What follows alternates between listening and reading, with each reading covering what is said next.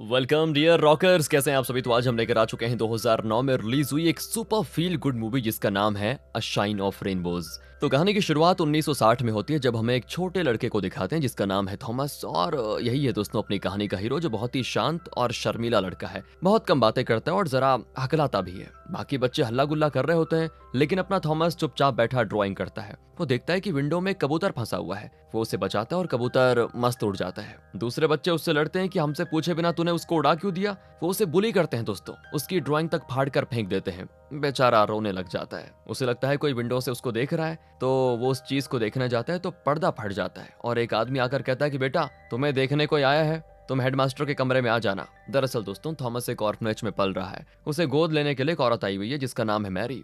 यही अपनी कहानी के हीरो। और मैरी कई दिनों से एक बच्चे की तलाश में है दोस्तों। थॉमस उसको बड़ा पसंद आ जाता है। पूछती है वो उसको कि तुमने कभी आइलैंड देखा है। वो कहता है नहीं। दरअसल मैरी कई महीनों से यहाँ पे आ रही है और वो हर बार थॉमस को देखती थी और उसको समझने की कोशिश करती थी। आज वो ऑफिशियली गोद लेने के लिए आ गई है। लीगल प्रोसीजर्स के बाद वो थॉमस को अपने साथ लेके जाती है। दोनों बोट में जा रहे होते हैं। थॉमस तो अभी भी चुपचाप बैठा है दोस्तों, पानी को देखते हुए मैरी के साथ चला जाता है। मैरी उस नाविक को जानती है तो दोनों मस्त बातें करने में लग जाते हैं। अब ये लोग जिस आइलैंड पे जा रहे होते हैं ना, उसके आसपास कई सारे सील्स नजर आते हैं जिन्हें सी डॉग्स भी कहा जाता है। मैरी थॉमस को आइलैंड दिखाकर कहती है कि हमारा घर वहीं पे है। दूर से वो जगह बड़ी खूबसूरत लगती है। आखिर वो आइलैंड पे पहुंच जाते हैं। वहां उतरकर एक बस लेकर वो घर की ओर जाने लग जाते हैं। देखा दोस्तों, हर तरफ हरियाली होती है। तो थॉमस बहुत ही आश्चर्य के साथ ये सारी चीजें देख रहा होता है। अब रास्ते में एक जगह पे ऊंची शिलाएं दिखती हैं जो कि शायद मूर्तियां हैं। तब मैरी थॉमस को बताती है कि इन शिलाओं के पीछे एक कहानी है। कहा जाता है कि पुराने जमाने में यहाँ जो राजा राज करते थे ना, वो पत्थर बन गए।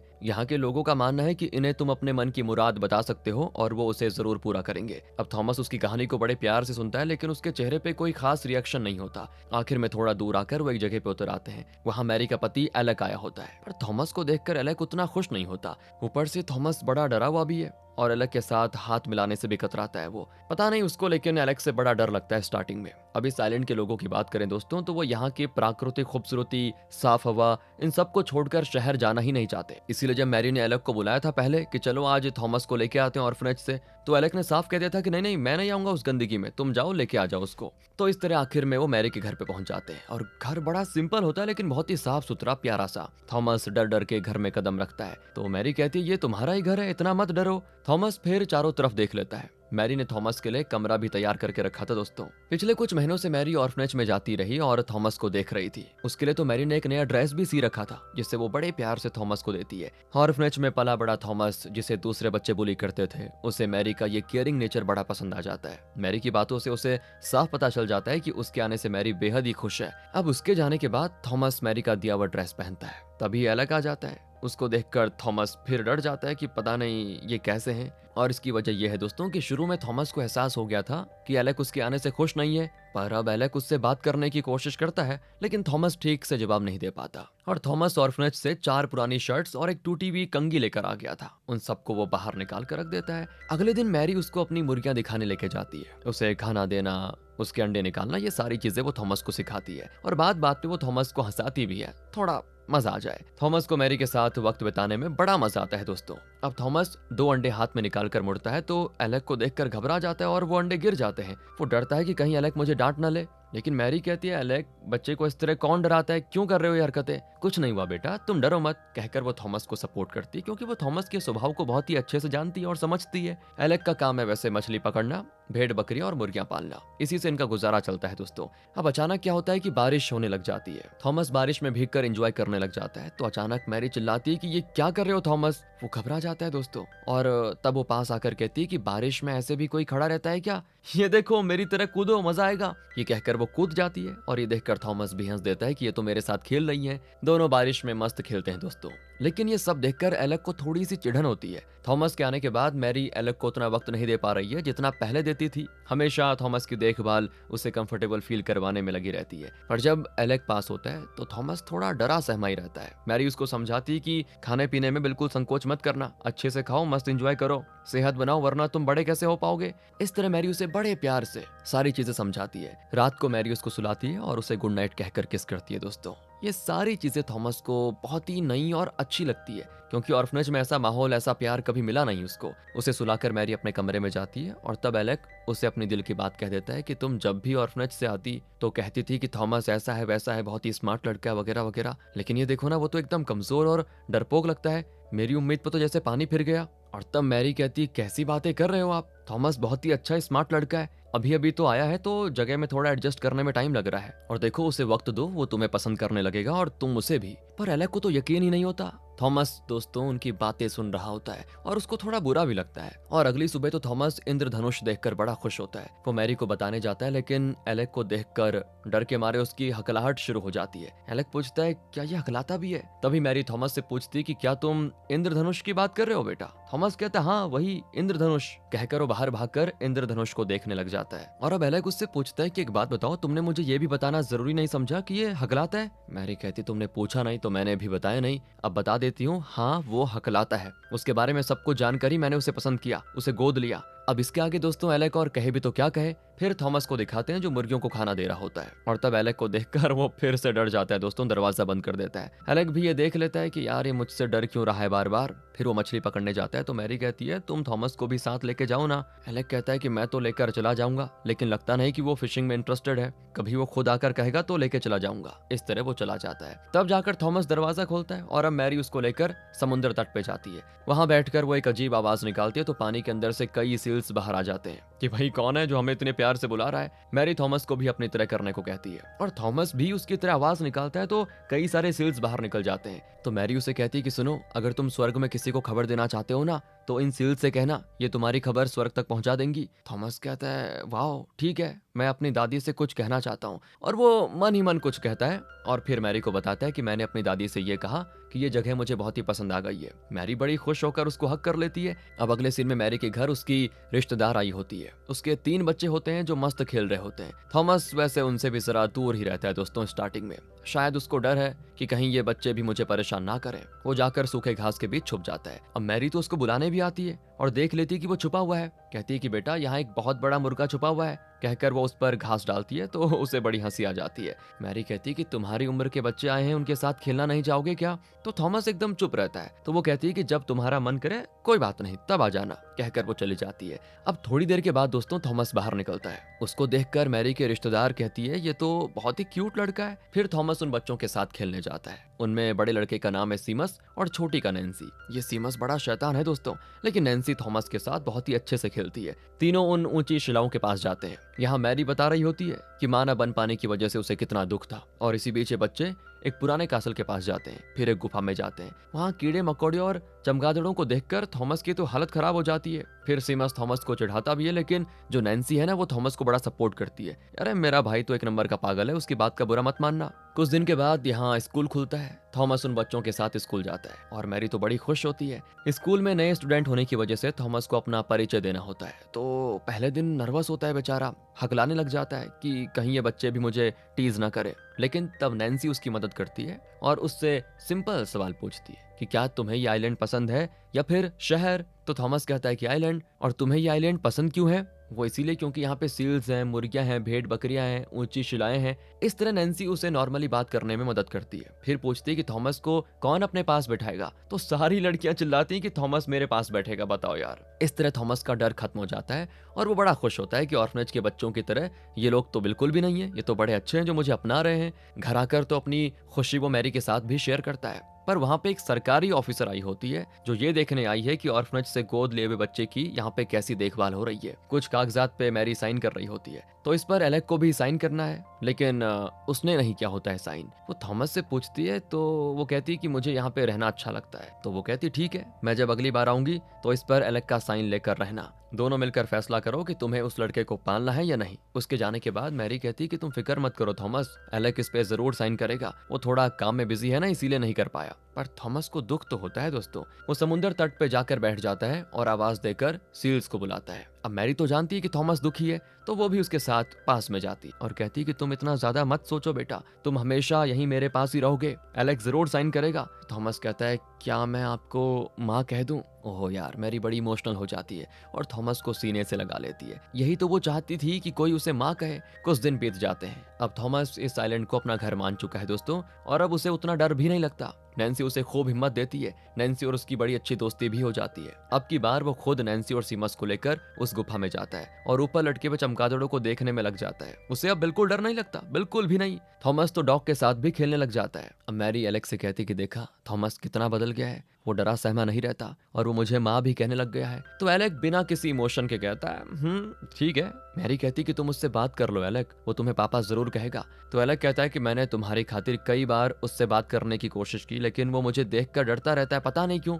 इसलिए मैंने कोशिश छोड़ दी। और तुम्हें जो उसके लिए फील आती है वो मुझे नहीं आती, प्लीज यार। तो मैरी कहती है कि मैं समझ रही हूँ तुम्हारी परेशानी एलेक, अगर हमारा बेटा होता तो जरूर तुम्हें उस पर वो फील आता, पर यह भी तो हो सकता है ना कि ये बच्चा हमें भगवान का दिया हुआ वरदान है। एलेक को उसकी बात ठीक ही लगती है। अगले सीन में तीनों डिनर कर रहे होते हैं। मैरी कहती है सुनो ना, कल एक जरूरी काम से मुझे शहर जाना है। थॉमस क्या तुम एलेक के साथ फिशिंग के लिए जाना चाहोगे? मजा आएगा, तुम्हें पहले बता रही हूँ। अब थॉमस को एलेक की आदत पड़ चुकी है तो वो डरता नहीं और कहता हाँ हाँ मैं जरूर जाऊंगा। अगले दिन दोनों फिशिंग के लिए जाते हैं और फिश लेकर उठा रहे होते हैं। तो तभी एक सील का बच्चा तट पे पड़ा होता है, पर ये बच्चा अकेला है, इसकी माँ कहाँ गई यार? तब एलेक बताता है कि सील्स बच्चे को जन्म देकर वापस पानी में चली जाती है और फिश पकड़ कर लाती है, लेकिन कभी कभी माँ वापस नहीं आती, शायद इसकी माँ इसे भूल गई। तो थॉमस कहता है कि हम इसे फिश देंगे। तो तब एलेक उसको समझाता है कि देखो एक दिन तो हम देंगे, लेकिन जब तक ये खुद समुद्र में जाकर शिकार करने लायक नहीं बन जाता, हम इसे रोज फिश तो नहीं दे पाएंगे ना। तो थॉमस कहता है कि फिर भी हम इसको यहाँ मरने के लिए तो नहीं छोड़ सकते।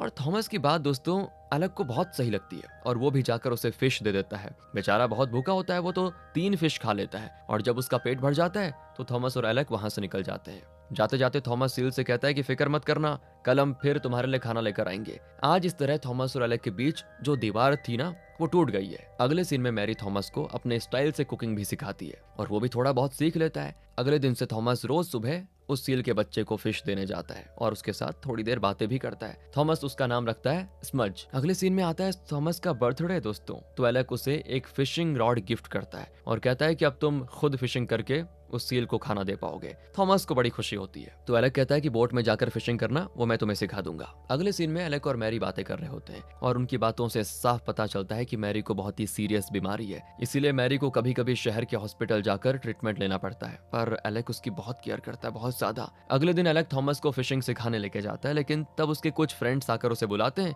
कि हमारा बोट फंस गया है, उसे निकालने में मदद कर दो। एलेक थॉमस से कहता है कि तुम यहीं पे इंतजार करो, मैं उनकी मदद करके लौट आऊंगा, फिर दोनों मिलकर फिशिंग करेंगे। कहकर वो चला जाता है। नैन्सी आकर पूछती कि तुम कहाँ जा रहे हो? तो थॉमस कहता है मैं और एलेक फिशिंग करने जा रहे हैं। नैन्सी कहती ठीक है एंजॉय करना, कहकर वो भी चली जाती है। 2-3 घंटे हो जाते हैं, एलेक नहीं लौटता। वो सील भी बड़ा भूखा होता है। अब थॉमस को तो लगा था कि वो फिशिंग करके उस सील के लिए खाना लेकर आ पाएगा, पर एलेक का कुछ पता नहीं चल रहा दोस्तों। इतने में मैरी आ जाती है और कहती है कि अच्छा तो ये है तुम्हारा पेट सील, बड़ा क्यूट है, चलो मैं तुम्हें बोट में ले जाकर फिशिंग करवाती हूँ। फिर दोनों बोट में समंदर में फिशिंग करने जाते हैं। वो फिशिंग रील को पानी में डालकर अपना फिश का इंतजार करते हैं और तभी थॉमस पूछता है कि एक बात पूछूं आपसे, आपने ऑर्फनेज से मुझे ही क्यों चुना? तो मैरी कहती है कि मैं कई बार ऑर्फनेज आई और हर बार मुझे बस तुम ही पसंद आए बेटा। अब वजह तो मैं भी नहीं जानती, लेकिन मेरे दिल को लगा कि तुम ही मेरे बेटे हो। वैसे मैं भी एक ऑर्फनेज में ही पली बड़ी हुई हूँ। तुम अपनी दादी को याद करते रहते हो ना, उनके बारे में कुछ बताओ। थॉमस कहता है कि मुझे तो उनका चेहरा भी ठीक से याद नहीं है। तो मैरी कहती है एक काम करो, अपनी आंखें बंद करो और याद करो कि तुम्हारी दादी कौन से कलर का ड्रेस पहनी हुई थी। थॉमस वैसा ही करता है दोस्तों, और तब उसे दादी की ड्रेस का कलर और धीरे धीरे उनका चेहरा भी दिखने लग जाता है। अब आगे मैरी कहती है कि दोबारा से आंखें बंद करो, मैं तुम्हें एक मैजिक दिखाती हूँ। थॉमस आंखें बंद करता है तो मैरी कहती है अब आंखें खोलो, वो देखो इंद्रधनुष। थॉमस के साथ दोस्तों इस तरह मैरी भी बच्ची बन जाती है और कहती है कि इंद्रधनुष के अंदर कभी गए हो? बड़ा खूबसूरत होता है, एक दिन मैं तुम्हें वहां पे लेके जाऊंगी। अगले सीन में वो डिनर कर रहे होते हैं। एलेक के बर्ताव से लगता है कि वो अपने फ्रेंड्स के साथ पब जाकर शराब पीकर आया हुआ है। मैरी कहती है कि बेटा थॉमस अगर खाना खा लिया हो तो जरा मुर्गियों को खाना देके आ जाओ। कहकर वो थॉमस को बाहर भेज देती है और फिर एलेक पे बुरी तरह बरस पड़ती है कि तुम इंसान हो कि क्या हो? एक छोटे बच्चे को दिया हुआ प्रॉमिस तुम निभा नहीं सकते अच्छे से? वो बेचारा घंटों तुम्हारा इंतजार करता रहा कि तुम आकर उसे फिशिंग सिखाओगे, उसका दिल दुखाकर तुम्हें क्या ही मिला? ये शराब पीने की क्या ही जल्दी थी तुमको? तो एलेक कहता है कि मेरे फ्रेंड्स आए थे, उन्होंने जिद की थी तो मुझे जाना पड़ा उनके साथ। थॉमस दोस्तों अभी भी उनकी सारी बातें सुन रहा होता है और एलेक बिना कुछ कहे चला जाता है। अब अगले सीन में दिखाते हैं कि थॉमस स्कूल के बाद नैन्सी से कहता है कि तुम मेरे पेट सील देखना चाहोगी क्या, बड़ा प्यारा है। कहती है कि हाँ। सीमस तो थॉमस के साथ उतना क्लोज नहीं है दोस्तों जितना कि नैन्सी, तो वो कहता है कि मैं अपने फ्रेंड के साथ एक और गेम खेलने जा रहा हूँ। कहकर सीमस उस ऊंची शिला के ऊपर चढ़ जाता है जिस पर एक पक्षी का घोंसला होता है और उसके अंदर रखे होते हैं अंडे। तो सीमस अंडे निकालने की कोशिश करता है तो वो पक्षी आ जाता है और सीमस पे चोंच मारने में लग जाता है। तो सीमस चिल्लाता है कि बचाओ मुझको, डर जाता है वो, लेकिन उसका फ्रेंड उसकी कोई मदद नहीं करता, उल्टा डर कर भाग जाता है। तब थॉमस और नैन्सी आते हैं दोस्तों। थॉमस सीमस की मदद करता है और जैसे तैसे उसे सेफली नीचे उतारता है। अब पहले तो सीमस थॉमस को चिढ़ाता था लेकिन अब वो ऐसा नहीं करता और इन दोनों की भी बढ़िया दोस्ती हो जाती। तीनों मस्त गप्पे मारते हुए अपने घर आते हैं तो थॉमस के घर में सीमस और नैन्सी की माँ बैठी होती है। वो थॉमस से कहती है कि तुम्हारी माँ अंदर आराम कर रही है। और तब अंदर से एक डॉक्टर आता है और एलेक भी। एलेक थॉमस से कहता है कि वो तुम्ही को बुला रही है, जाओ। अब थॉमस अंदर जाता है तो देखता है कि मैरी बहुत ही थकी भी लगती है। उस दिन मैरी थॉमस को बोट में फिशिंग के लिए लेकर गई थी, शायद उसी वजह से उसकी तबीयत बहुत खराब हो गई थी। उसकी बीमारी पहले से ज्यादा सीरियस हो गई थी दोस्तों। थॉमस पूछता है आपको क्या हुआ है माँ? तो मैरी कहती है कुछ नहीं बेटा, मैं बस थोड़ा थक गई हूँ, कुछ दिन मुझे हॉस्पिटल में रहना पड़ेगा। हॉस्पिटल में? वहाँ क्यों माँ? ट्रीटमेंट के लिए बेटा, और किसके लिए?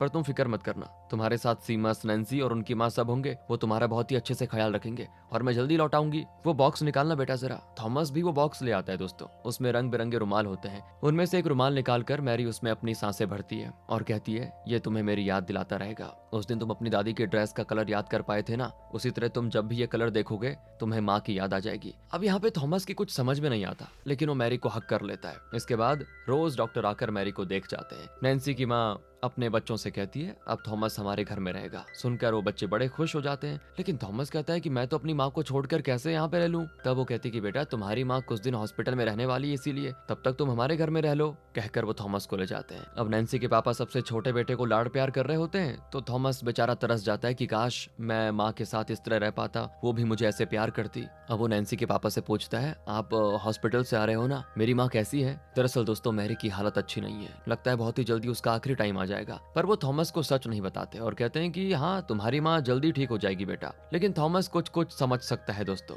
उस रात वो उस ऊंची शिला के पास जाकर कहता है कि राजा जी मुझे अपनी माँ को देखना है, उन्हें ठीक कर दीजिए ना, मेरी मदद कीजिए प्लीज। बिजली गिरती है और बादल भी गरजने लग जाते हैं। दरअसल ये उसका सपना था दोस्तों। मन ही मन वो हर पल मैरी को याद कर रहा होता है। अगले दिन थॉमस अपने सील को खाना देता है और उससे कहता है कि जिस तरह तुम अपनी माँ से अलग हो गए उसी तरह मैं भी अपनी माँ से दूर हो गया हूँ यार, हम दोनों एकदम सेम टू सेम है ना। इस तरह वो अपनी सील के साथ अपना दुख शेयर करता है। फिर घर आकर मुर्गियों को खाना देता है और तब एक बुजुर्ग बंजारन आती है जो शायद छोटी मोटी चीजें बेचा करती है। थॉमस पूछता है क्या आपके पास एप्रन है, मैं अपनी माँ को गिफ्ट करना चाहता हूँ। वो कुछ एप्रन्स दिखाती है लेकिन एक भी थॉमस को पसंद नहीं आता। फिर वो एक टेबल क्लॉथ दिखाती है जो थॉमस को अच्छा लगता है, वो उसी को खरीद लेता है। लेकिन दिक्कत है उसके पास पैसे तो है ही नहीं। तो बुजुर्ग कहती है कि पैसे नहीं है तो इसके बदले में कोई और चीज दे दो मुझे। तो थॉमस अंदर जाकर अपनी वो टूटी हुई कंघी लेके आ जाता है जो कि उसकी दादी की निशानी थी। कहता है यही है मेरे पास, और वो भी ले लेती है दोस्तों और बदले में टेबल क्लॉथ दे देती है। थॉमस उस क्लॉथ को अच्छे से पैक करके नैन्सी के पापा के साथ बोट में शहर के हॉस्पिटल जाता है। और ये मैरी बहुत ही कमजोर होती है यहाँ पे, वो ठीक से बोल भी नहीं पाती लेकिन बड़ी मुश्किल से थॉमस से 2-4 शब्द बोल लेती है। वो थॉमस को बाहर ले जाने लग जाते हैं तो वो जिद करता है, रोने लग जाता है कि मैं माँ को छोड़कर नहीं जाऊंगा। कुछ देर के बाद एक पादरी थॉमस को अपने पास बैठाता है और प्रेयर करने लग जाता है। थॉमस जानता है दोस्तों कि ऐसा प्रेयर तभी किया जाता है जब किसी की मौत हो जाती है और वो रोते हुए बेचारा मैरी के कमरे की ओर भागता है। दूसरी ओर एलेक तो पूरी तरह से टूट चुका था। थॉमस रोता है कि मुझे छोड़कर मत जाओ माँ। और थॉमस को पहली बार तो माँ का प्यार मिला था यार, लेकिन उसने सोचा भी नहीं था कि इतनी जल्दी वो प्यार उससे छिन जाएगा। सबको उसके लिए बहुत ही बुरा लगता है। बड़ी मुश्किल से नैन्सी के पेरेंट्स उसे वहां से लेके जाते हैं। हाँ दोस्तों, मैरी सच में मर चुकी है और अगले दिन मैरी का फ्यूनरल होता है। थॉमस उसमें नहीं जाता क्योंकि वो अपनी माँ के मृत शरीर को नहीं देख सकता। वो समुद्र तट पर बैठा रो रहा होता है बेचारा। 2-3 हफ्ते बीत जाते हैं। ना थॉमस मैरी की मौत के दुख से बाहर निकल पाता है और ना ही एलेक। वो रोज शराब पीकर घर आता है। थॉमस अपने सील से कहता है अब तुम्हारी तरह मैं भी अपनी माँ को खो बैठा भाई, लेकिन मैं तुम्हें तुम्हारी माँ के पास जरूर पहुंचाऊंगा। कहकर वो आवाज निकालता है जिससे कई सारे सील्स पानी से बाहर निकल जाते हैं। पर लगता है यार उनमें से कोई भी इसकी माँ नहीं है। इस पर थॉमस को और दुख होता है। मैरी के बिना यहाँ घर एकदम सूना हो जाता है। थॉमस हमेशा मैरी की याद करके रोता रहता है दोस्तों। और तब नैन्सी आकर उसको दिलासा देती है और बताती है कि मेरी माँ ने कहा है कि वो सरकारी ऑफिसर फिर आएगी। अगर इस बार भी एलेक ने उस कागजात पे साइन नहीं किया तो वो तुम्हें वापस ऑर्फनेज में पहुंचा देंगी। थॉमस कहता है नहीं नहीं, मैं नहीं जाऊंगा, मुझे यहीं रहना है। माँ ने मुझे सब कुछ सिखाया है, और जिस तरह वो एलेक का ख्याल रखती थी मैं भी उनका ख्याल रखूंगा। ये मेरा आइलैंड है, मेरा घर है, ये इसे छोड़कर मैं कभी नहीं जाऊंगा। अगले दिन थॉमस सुबह जल्दी उठकर वो सारे काम करता है जो मैरी क्या करती थी। सीमस और नैन्सी भी कुकिंग में उसकी मदद करते हैं दोस्तों, और जैसा मैरी ने उसको सिखाया था वो बढ़िया कुकिंग करता है। उस रात थॉमस बढ़िया डिनर तैयार करके रखता है, लेकिन आज भी एलेक पी कर आया है दोस्तों। थॉमस कहता है कि माँ ने मुझे आपकी फेवरेट डिशेस बताए थे, मैं वही बनाया हूँ, आप रुकिए मैं अभी परोसता हूँ आपको। उन डिशेस को देखकर एलेक को मैरी की याद आ जाती है और वो इमोशनल होकर चला जाता है। अगले दिन भी थॉमस घर के सारे काम करता है तो उसको देखकर एलेक को बड़ा बुरा लगता है। वो कहता है कि ये सब छोड़ो और स्कूल जाओ, ये पढ़ाई करने की उम्र है तुम्हारी, यहाँ के काम मैं देख लूंगा, जाओ। थॉमस भी स्कूल चला जाता है, लेकिन दिक्कत ये दोस्तों किसी भी चीज पे उसका मन नहीं लगता। स्कूल से घर आता है तो वहाँ मैरी की एक भी चीज नहीं होती। वो एलेक से पूछता है तो वो कहता है कि मैरी अब नहीं रही,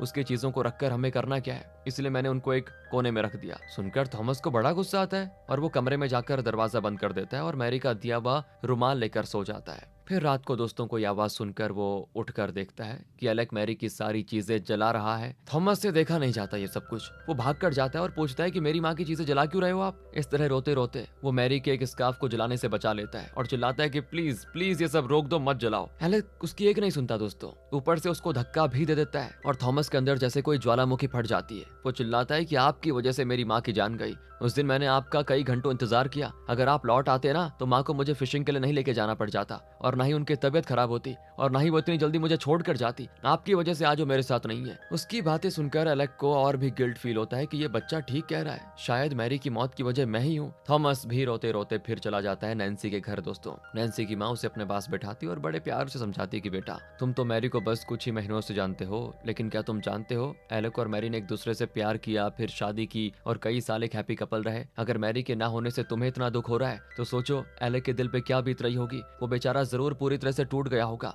मैरी के बिना एक सूनी और बेमतलब की जिंदगी जी रहा होगा। वो मैरी की चीजों को देखकर उसे उसकी बहुत ही याद आती होगी और उसे और दुख होता रहा होगा, इसीलिए शायद वो उसकी चीजों को जला रहा था। अब थॉमस भी उसकी बात को समझ पाता है। थॉमस वापस अपने घर आ जाता है दोस्तों। वो एलेक्स से माफी मांगने के लिए उसका दरवाजा नॉक करने की सोचता है, लेकिन ऐसा नहीं करता। अगले सीन में थॉमस स्कूल से लौटता है तो वो सरकारी ऑफिसर आई होती है और कहती कि बेटा अगली बार उन पेपर्स पर एलेक का साइन लेके रखना। थॉमस घर आता है तो देखता है कि एलेक ने अभी तक उन कागजात पे साइन नहीं किया है। अब अगर ऐसा ही चलता रहा तो थॉमस को वापस ऑर्फनेज जाना पड़ेगा। ये सोचकर थॉमस को थोड़ा डर भी लगता है और फिर वो अपने सील को फिश खिलाने के लिए लेके जाता है। अब थॉमस और इस सील की बहुत ही अच्छी दोस्ती भी हो गई है दोस्तों। थॉमस जो कुछ करता है सील वही करने की कोशिश करता है। थॉमस कहता है कि माँ ने कहा था कि सील स्वर्गवासी लोगों से बात कर सकते हैं, तो क्या तुम मेरी माँ को बता दोगे कि मैं उन्हें बहुत ही मिस करता हूँ। तो इस पर वो सील एकदम इंसान की तरह आसमान की ओर देखकर जैसे कुछ कहने लग जाता है और थॉमस बिल्कुल हैरान रह जाता है कि ये क्या कर रहा होगा। और तभी अचानक वहाँ पे इंद्रधनुष नजर आता है और ऐसा लगता है जैसे कि थॉमस उस इंद्रधनुष के अंदर है दोस्तों। उसको लगता है कि मैरी यही है,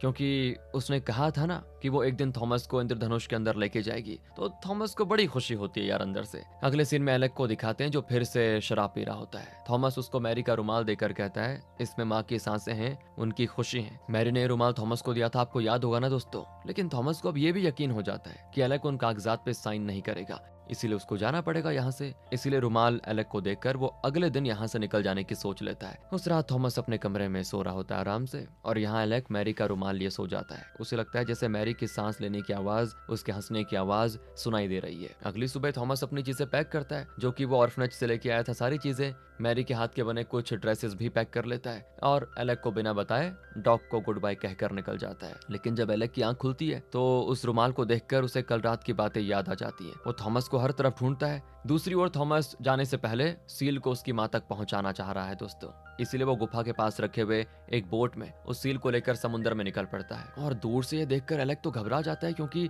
उतनी गहराई में जाना खतरनाक हो सकता है, बड़ी बड़ी लहरें बोट को डुबा देंगी। वो चिल्लाता भी है कि थॉमस और आगे मत जाओ, लेकिन थॉमस आगे जाने लग जाता है और जैसा एलेक देख रहा था बड़ी लहरें आ जाती हैं। थॉमस अब बोट को कंट्रोल नहीं कर पाता। एलेक दूसरे बोट में उसे बचाने जाता है, लेकिन इसी बीच एक अजूबा होता है दोस्तों। थॉमस डर के मारे चिल्लाता है तो उसकी आवाज सुनकर तट से और पानी के अंदर से सारे सील्स उसकी ओर बढ़ते हैं। थॉमस का बोट उलट जाता है और थॉमस और वो सील दोनों पानी में डूब रहे होते हैं। वो सील जैसे तैसे स्विम करके थॉमस को बचाने की पूरी कोशिश करता है। दूसरी ओर एलेक बहुत परेशान होता है कि कहीं थॉमस को कुछ हो ना जाए। इसी बीच वो सील यानी कि थॉमस का फ्रेंड और बाकी सारे सील्स मिलकर थॉमस को खींचकर तट की ओर लेके आ जाते हैं। इस बात को एलेक नोटिस नहीं करता। वो टेंशन में तट की ओर आता है तो देखता है कि थॉमस तट पे पड़ा हुआ है। अब एलेक डर जाता है कि कहीं कुछ हो ना जाए। थॉमस का सील वहीं पास ही होता है, उसे छोड़कर नहीं जाता वो। एलेक तो रो देता है। उसको लगता है कि थॉमस को कुछ हो गया, लेकिन अब थॉमस आंखें खोलता है। तब जाकर एलेक की जान में जान आती है। थॉमस कहता है कि मुझे सील ने और बाकी सारे सील ने बचाया। शायद आप नहीं जानते, लेकिन मुझे बचाने के लिए माँ ने इनको भेजा होगा।